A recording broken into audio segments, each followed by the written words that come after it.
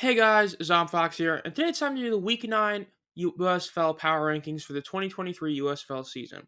This last week was the last week of interdivisional games, and with that, we ended up seeing a Southern sweep. So it's time to actually look at how each of these teams rank in the Power Rankings after that. So without further ado, coming in at number 8 again is the Generals. I mean, really, look, all I have to really say is that they're on a 5 game losing streak. But I mean, come on, you got outpaced by 20 minutes against the Showboats. The Showboats did what the Generals do all the time better than the Generals do. They held a 40-minute time possession by running the ball extremely efficiently. 3.2 yards per attempt isn't the best, but note that that was a lot dragged down due to one of their running backs. But essentially, the Showboats were able to just completely obliterate them on the ground. They had over 3 times the rushing attempts of the Generals. The Generals got the worst turnover differential in the league. It's one of those things where it's very hard to see exactly how the Generals would be anything but last place. Look, a 5 game losing streak is horrific. They're at the point now where to make the playoffs, they literally need to win out and have some help in the other games. Whereas, it's the same as the Maulers, but the fact is that this team basically did it to themselves. They already had a great start at 2-1. They looked to be the class of the division, and since then they've been on a 5 game skid. They just aren't that good, and the fact is that they're probably going to be the first team eliminated from the playoffs when they lose next week. So yeah, Generals at 8. I think this is a very easy one. I don't think anyone is shocked at this. There's really no reason to move them up, so they're last. Now, coming in at 7 is the Pittsburgh Maulers. The Pittsburgh Maulers come in at 7 because unlike the Generals who basically just got obliterated and it's just the score was closer than it was, the Maulers really blew this game. The Gamblers of last year would not have won this game. I think this is a good sign for Gamblers fans. The Gamblers of last year would have crumbled and lost this game, but this year, that team's different. The Maulers outpaced them just like the Showboats did by like 20 minutes. But the last quarter was where the difference was made. The Gamblers scored a touchdown early in the fourth quarter. Then the Maulers responded with a field goal. But then the Gamblers got another touchdown.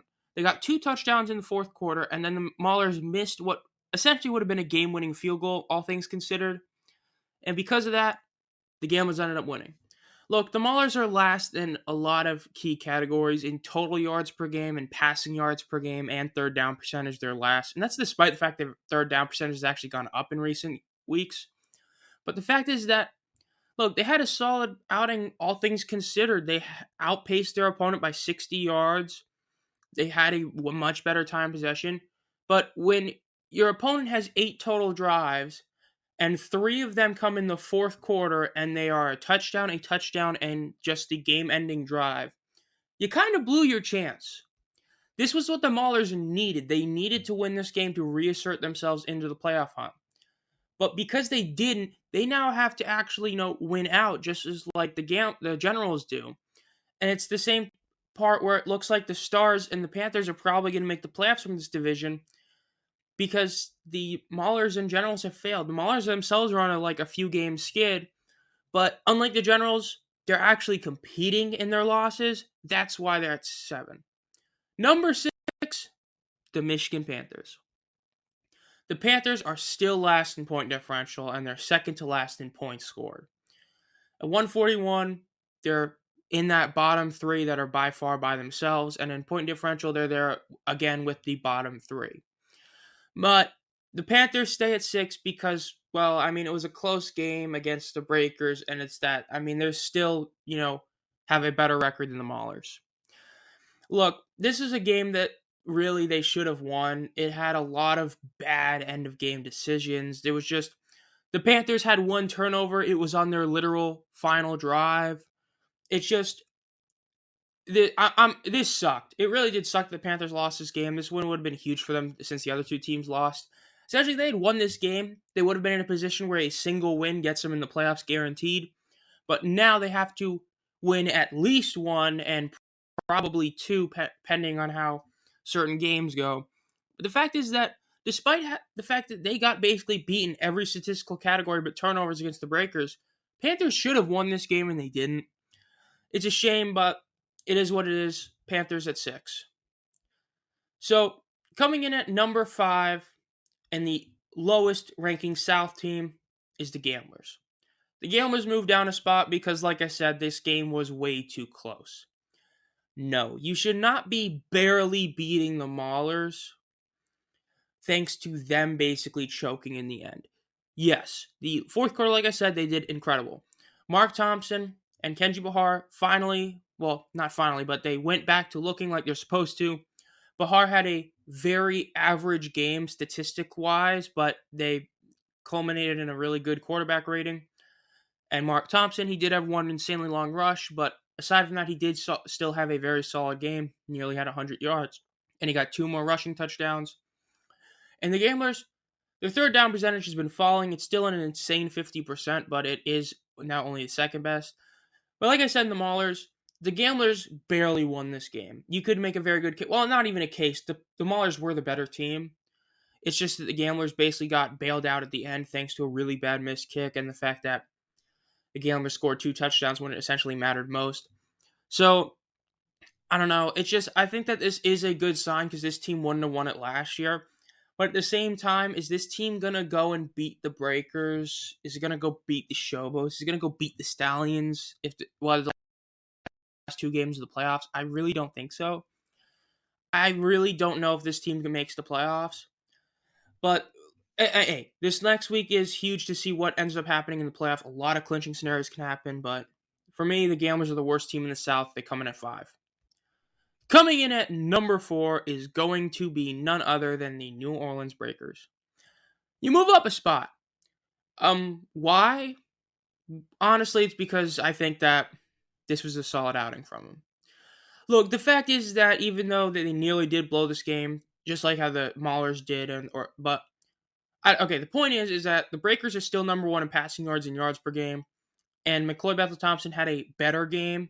He still is turning the ball over way too much, very Kyle Sloter-like, but when you throw 2 interceptions and still have above a 90 passer rating, you had a really good day otherwise. 25 of 34 for a 73 completion percentage, 328 yards. That's a legit NFL stat line.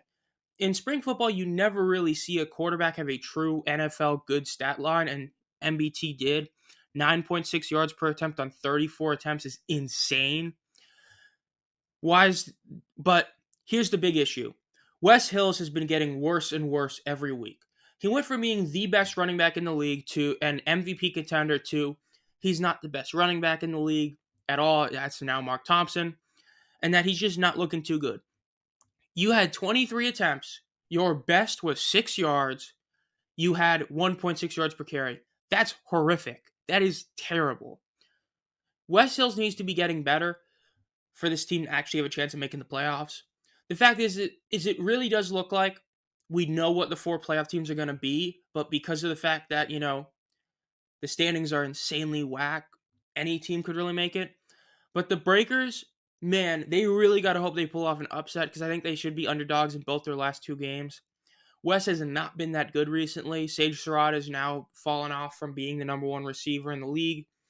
So, yeah, I don't know. It's just this Breakers team is feeling very eerily similar to last year's team where they put up all these yardage stats, but then when it really matters, they just throw turnovers. They almost blew a game they should have won, but hey, the Breakers won. They broke the Panthers' away record, so congrats to them. Number 4. Number 3 is the highest ranking North team in the Stars. The Stars deserve to stay at 3. I think some people are making a very bold claim saying that the entire North is worse than the South. That's not true. The Stallions, for the last couple weeks, have been the class of the league again. And the Stars put up the best effort against the Stallions we've seen in weeks. 27-24. And it was only because the Stallions scored a literally under a minute left touchdown to get the lead is why they won the game. So while basically all these games, the North barely lost, this one feels probably the hardest aside from the Maulers because, the Stars had them, but it's just Alex Magoo had an unbelievable day. You'll see when we get to the Stallions. But the fact is that it's like I said a couple weeks ago as well. They're getting better at where they're sucking. Look, points allowed, they're still bad. Their 190 is bad, and they're not really doing great there anymore. But their rushing yards per game is going up again. 84 total yards to bring their average up to now 73 yards per game. Still not great, still last in the league, but they've been getting better. Williams ended up coming in, having a solid game. Colburn only had one rush on the day, but Cook is, he does what he does. He usually gets a few really solid rushes. And passing wise, like I said last week, Cookus is back. That's why the Stars have a shot at making the championship and winning. 62 completion percentage, 3 TDs to 1 pick, 8.3 yards per attempt, 20 to 32 for 106.9 quarterback rating. Unbelievable. This team, I would say, is probably it's the favorite of every team to make the title game, because I just think that they are significantly better than the second best team in the North, whereas the Stallions are just better than the second best team in the North. But the Stars, man, I guess that's the team I'm going to be seeing represent the North in the championship. I hope it's the Panthers, but at the moment, the Stars look to be the team to beat in the North. Number 2 is the Showboats again. I mean, bro, you're on a 5-game winning streak. That's the best in the league. They started 0-3, now they're 5-3. They beat the Generals. This was the biggest blowout of all the games, but then it was only a 1-score game, but you know what I mean? Beat their opponent by 21 minutes. They out-Generals the Generals. They're number 1 in turnover differential. They're number 2 in points allowed. They're number 7 in a lot of offensive categories, yet they're still doing this good. They're second to last in both rushing yards, yards per game, and third down percentage.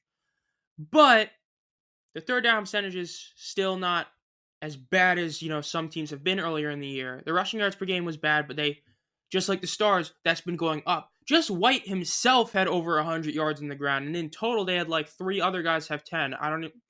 Because I believe there was someone else I didn't put on there who had like 10 yards on run attempt. So their rushing yards per game is going up from this week by a lot. So the fact is that they're getting better. Remember, this team got destroyed in a 40-point blowout against the Stallions, and now all of a sudden they've got a plus 12-point differential, and they're middle of the pack in points scored, despite the fact that they play an offensive style which you don't need to score points to win. The fact that they're doing this and they're still as high as they are in point differential and points scored is insane. You don't just lose by 40 and then, get back to positive point differential just a few games later. The Showboats are a very scary team. I say that they are probably going to make the playoffs with the Stallions. And while speaking of the Stallions, number 1, the Stallions. Again, to nobody's surprise, they're number 1. Alex Magoo, unbelievable game. 24-35, 68.6 completion percentage for 333 yards, 9.5 yards per attempt, 3 TDs, no picks, a 127 passer rating. You thought MBTs was on NFL stat line? This is insane.